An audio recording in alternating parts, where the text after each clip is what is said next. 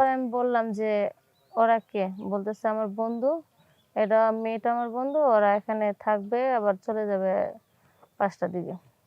আমি বলছি, "অসম্ভব। আমার এখানে কোনো আমি এগুলো করব না।" তো পরে আমার সাথে সে মানে আমাকে মারধর করলো, অনেক ধরনের কথা শোনাইলো। আমি আমার মেয়েকে নিয়ে সারারাত বাইরে বসে আছি। আমার স্বামী, ওর ৩ টা বন্ধু মেয়েকে নিয়ে রুমের ভিতর সারারাত ছিল। থাকার পরে যখন ভোর রাত্রে আজান দিল, আজান দেওয়ার পরে মেয়েটা ৩ টা ছেলে চলে গেল। আমি রিক্তা।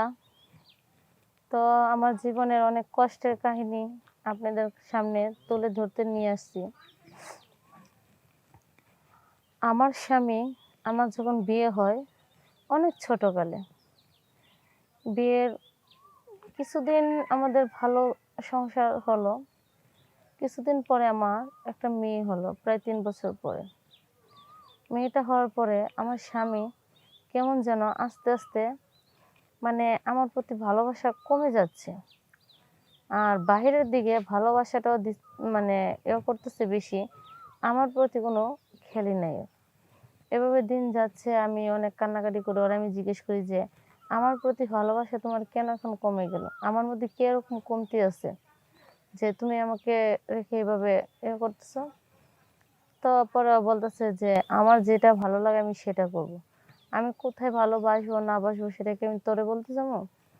তো এই কথা বলে আমাকে একটা থাপ্পড় মারলো। আমি আমার মেয়েকে কোলে নিয়ে সে কান্না করতেছে, আর কোনো কথাই বলি না। এভাবে ও চলে গেল। চলে যাওয়ার পরে আমার স্বামীর সাথে আরো ৩ টা বন্ধু আসছে। সাথে একটা মেয়ে নিয়ে আসছে। তো রাত্রে ১২:৩০ বাজে এরকম টাইমে আসছে। আইসা যখন দরজায় নক করছে, আমি দরজা ওইটা খুললাম। তো আমি তো দেখে অবাক যে রাত্রেবেলার সাথে আরো ৩ টা ছেলে, একটা মেয়ে। তো পরে আমি বললাম যে, "ওরা কে?" বলতেছে, "আমার বন্ধু। এটা মেয়েটা আমার বন্ধু। ওরা এখানে থাকবে আবার চলে যাবে ৫ টার দিকে।" আমি বলছি, "অসম্ভব। আমার এখানে কোনো আমি এগুলো করব না।" তো পরে আমার সাথে সে মানে আমাকে মারধর করলো, অনেক ধরনের কথা শোনাইলো। আমি আমার মেয়েকে নিয়ে সারারাত বাইরে বসে আছি। আমার স্বামী, ওর ৩ টা বন্ধু মেয়েকে নিয়ে রুমের ভিতর সারারাত ছিল। থাকার পরে যখন ভোর রাত্রে আজান দিল, আজান দেওয়ার পরে মেয়েটা ৩ টা ছেলে চলে গেল। আর আমার স্বামী ঘুমিয়ে পড়ল। তারা যাওয়ার পরে আমি আমার মেয়েকে নিয়ে নিচে একটা পাটি বিছায় কি করলাম, আমি শুয়ে রইলাম। তো আমি সারারাত বাইরে বসে কান্না করলাম, রুমে এসে শুয়ে রইলাম। এদিন সকালবেলা আমি ওইটা কোনো রান্নাবান্নাও করিনি। আমার মেয়েকে আমি আমাদের বাড়ির পাশে আবার এই যে চিতল পিঠা বিক্রি করে, এখান থেকে আমার মেয়েকে একটা পিঠা এনে খাওয়াইলাম। তো আমি এগুলো কথা বাড়িতে বলতে পারতেছি না, কার কাছে বলি? আমি আমার শাশুড়িরে বললাম। আমার শাশুড়ি চোখে দেখে না, আমার শ্বশুর আছে। তো আমি আমার শাশুড়িকে বললাম যে, "আম্মা দেখেন, আপনার ছেলে রাত্রে এরকম এরকম করছে, আমার কোনো কথাই শোনে না।"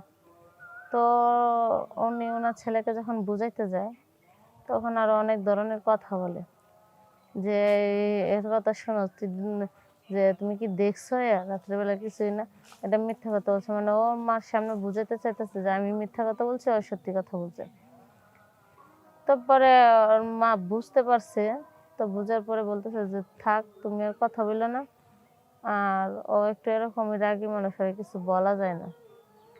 এভাবে যখন গেল, একদিন হুট করে, তো এবার মনে করেন আমাদের সংসারে যাবতীয় মনে করেন ঝগড়া লাগেই আছে।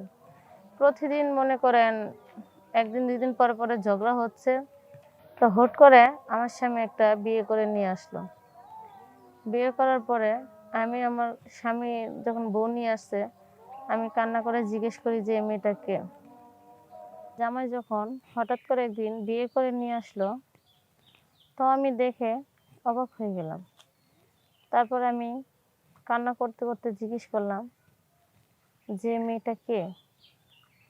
পরে বলতেছে কি, "তুই কি দেখে বুঝোস না এটা কে?" ওকে আমি বিয়ে করে নিয়ে এসেছি। তাই আমি বললাম, তোমার ঘরে বউ থাকতে তুমি কেন বিয়ে করলাম? আমি তোমাকে কি দিতে পারি না? আমার কাছ থেকে কি তুমি কোনো কিছুর অভাব পাইছো? পাইলে বলো, আমি সেটা দেওয়ার চেষ্টা করব। কিন্তু তুমি বিয়ে কেন করবা? তোমার একটা মেয়ে আছে। আমার চিন্তা বাদ দাও, নিজের চিন্তা বাদ দাও, কিন্তু মেয়েটার চিন্তা তো করা উচিত ছিল তোমার। পরে বলতেছে যে আমার ভালো লাগছে বিয়ে করছি, তুই থাকলে থাকবি, না তো চলে যাবি, দরজা খোলা আছে। আমাকে যখন এভাবে বললো, তখন আমি আমার মেয়েটাকে কোলে নিয়ে কোনো কথা বলি নাই, চুপ করে বেরিয়ে গেলাম।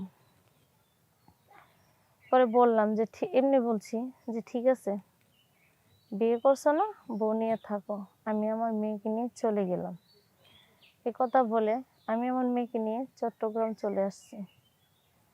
আমার মেয়ের বয়স এখন 8.5 বছর। আমার মেয়েকে আমি ভালো একটা স্কুলে পড়াচ্ছি, আর গার্মেন্টসে চাকরি করি। তো তেমন যে টাকা মানে পাই, মাস শেষ হলে তেমন একটা থাকে না। কিন্তু হ্যাঁ, আমি এতটা সুখে না থাকলেও আমার মেয়ের মুখের দিকে তাকায় আমি অনেক সুখে আছি, তো ভালো আছি।